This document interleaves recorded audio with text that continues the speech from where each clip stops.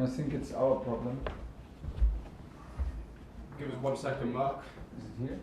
It's not coming out TV.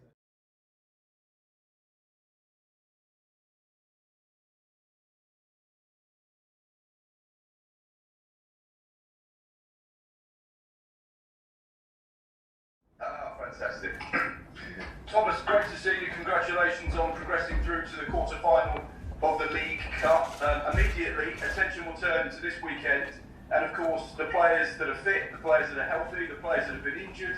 I know there's an extensive list of players currently in the treatment room. Can you just update us on what the team uses ahead of the weekend? Yeah, of course. We have some better news than ahead of the Southampton game, which means that, of course, Timo, Romelu are still out because of their injuries. Christian Pulisic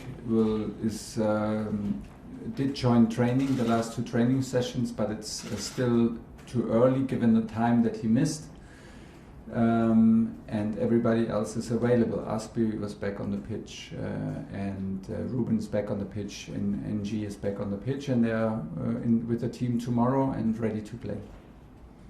Clearly some really good positive news there. Yeah. Obviously everyone will be disappointed to see that Romelu Lukaku is not going to be involved. How is he progressing? How soon is it going to be before he's back in action for Chelsea? Well, I'm not a friend of deadlines and putting pressure on expectations, but I can tell you that it's realistic that both of them, Timo and Romelu, have a new target, and the target is after national break. This is what we aim for, and what they aim for. And for Christian Pulisic, we're looking forward to Burnley match. He should be against Burnley. If everything goes all right, he should be in the squad against Burnley and ready to play. So this is... Up next in the Premier League, you have Newcastle. How much has the dynamic of this fixture changed over the last couple of weeks? Firstly, because of the fact they've got a caretaker manager, and secondly, because of the fans. The feel-good factor is back at St James's Park. The atmosphere is going to change because there's a much more supportive fan base in terms of where the club's going, the direction. How does that affect things for you on a match day? Let's see. I cannot predict it, but things have changed for them, obviously, and maybe changed in the dressing room or in the spirit within the club, in the belief of the city, and as you mentioned, in the belief of the supporters, what's coming, and maybe that affects the atmosphere in the stadium for them, and of course for us. But listen, I mean, we experience right now that it has a huge value to play against us, and we come off these matches where we played as so-called favorites, and if you look at the table, we are again in the same constellation. I liked a lot how we approached these matches with the kind of effort and the kind of intensity and effort we put into these matches. Was a nice approach, and was exactly the approach that we want from our team. To prove the point during the 90 minutes, we know very well that you can turn things around and you can close gaps in 90 minutes in football. That's why we all love this game, and the Newcastle will try to put out their best performance. The spectators will try to help, but we are responsible for us and for our limits, and to set new standards and at least meet our standards and what we demand. We expect a tough game. This cannot be a surprise because we play Premier League, and coming to a very emotional and very emotional and big club, and that's what we're looking for. We need to be on our best level tomorrow to have a chance to catch the 3 points, because we're up for the 3 points. Thanks, Thomas. Thanks. Cheers, Mark. We're going to move on to Alex at PLP, then John after. So Alex. Thomas, how are you? Hi, I'm fine. So 14 different Chelsea players have scored 23 goals in the Premier League so far this season. You can see the smile on your face. How satisfying are those numbers? I know the numbers only when you tell me these numbers, because otherwise I'm not so much into these numbers. But it's nice to hear. Now we have to compensate the loss from Romelu and Timo, and of course we did score before with different goal scorers, and it's now even more necessary that we have that we arrive in dangerous positions, that we arrive in the box with a lot of players. It's important that we bring bodies to the opponent box, that we are brave enough, free enough to end our attacks with enough people in the box and increase the chance to score. This is what we want, and this is maybe the reason for it. In the end, we hope that it will not be Shorshi at the end of the season, who is our top scorer. Not again. We like him a lot, and it's no offense to him, but we hope that our main guys and our strikers are the guys who score regularly, and we can provide and create chances for them. This is what we want, and still it's good. We are like dangerous from several positions. We are dangerous from set pieces, and that's what we want. Just going back to the Newcastle game, in your opinion, is it a good time to play them when they're in limbo with their caretaker manager, or a bad time to play them because they have something to prove, trying to take a step forward? You will find a lot of reasons for both answers and for both arguments. So maybe it's the best not to reflect on it. It's the way it is. They have the new energy in the city and the new energy in the club. By the announcement of the takeover, they decided now to change the manager, and this is how we have to deal. This is what we have to deal with and what we have to overcome. It's a bit more difficult to analyze them because we have only one match with the current manager and to look at.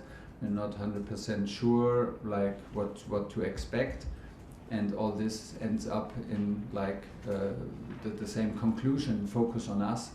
Focus on our limits, focus on our standards, and push ourselves to the limits. That's what I wanted to say. And yeah, if it's easier or harder, this is a question we cannot answer, and we don't want to answer actually. Cheers, Alex. We'll move on to John now. BBC. Good luck at the weekend. Thanks. Hi Thomas, can you hear me now? Yes. How do you view the Premier League at the moment? We've played 9 games. Do you see it as a 3-horse race yourselves, Man City, Liverpool? Think that's how it's going to pan out? Maybe not, but we're just very focused on us, and we know what it takes. I mean, like I said many times, Liverpool and City set the standards during the last 4 or 5 years now, and they showed how many points and how consistent you have to collect points in this league, which seems to me a fantastic effort what they did, and the title race was between the two of them. So it's on us to challenge them. It's on everybody else to join the race, and I'm pretty sure there are a lot of teams out there who are hungry from points, and so no prediction from me how this thing ends and who is involved. We're almost through October only, so November is coming, and looking at our table and the fixtures in December, January. There's so much to play for. There's so much needed in terms of focus, concentration, and consistency. That's all I can answer and give you.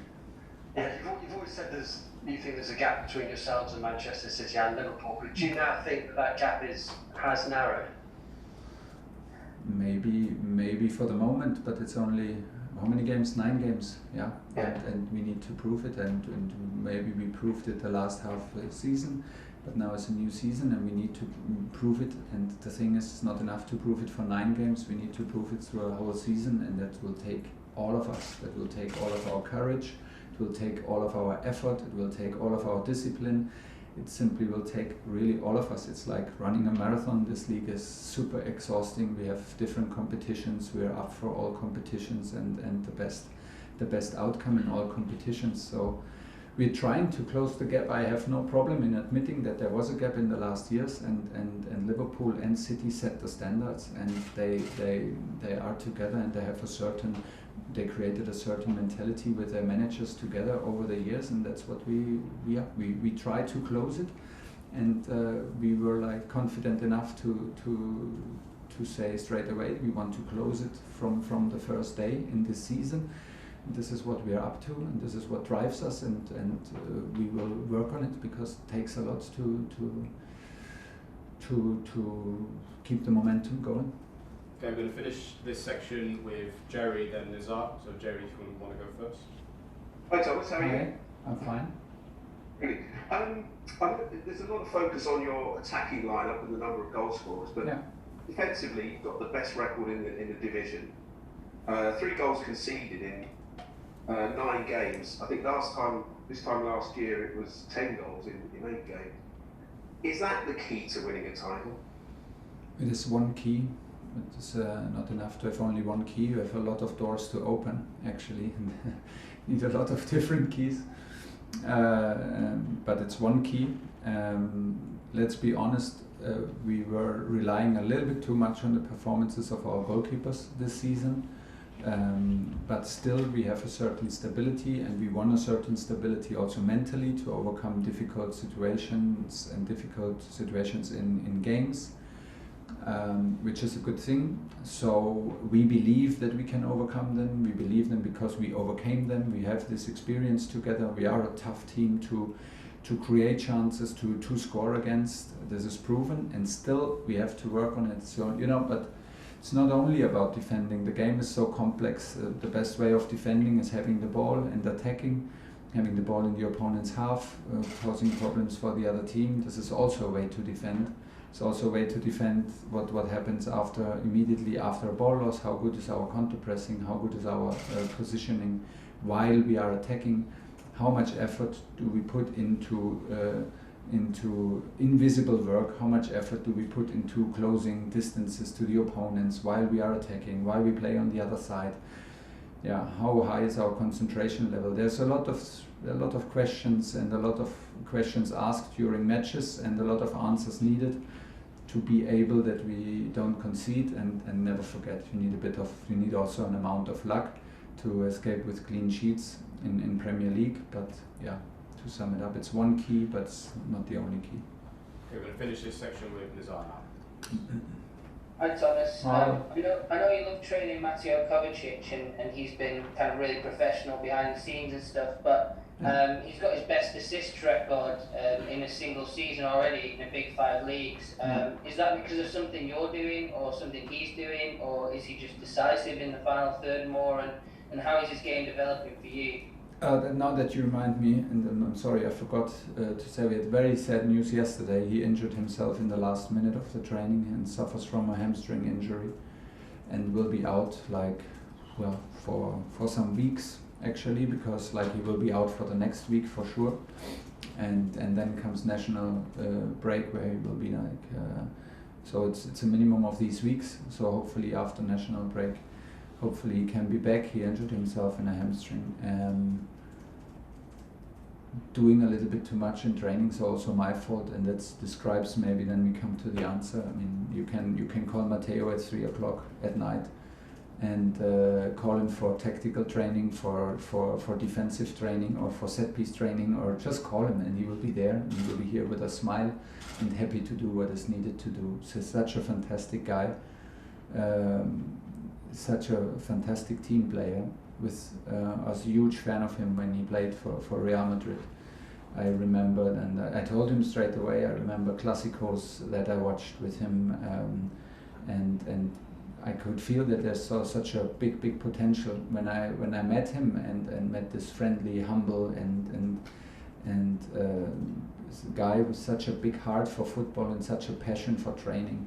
It's pure joy to be his coach. So what we do is encourage him to trust him in his potential, to simplify his game a little bit, to not look in every little action for the third and fourth solution, because sometimes he has already a first and second solution that are pretty good.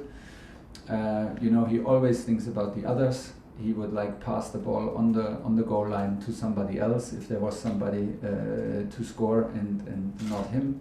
I'm very, very happy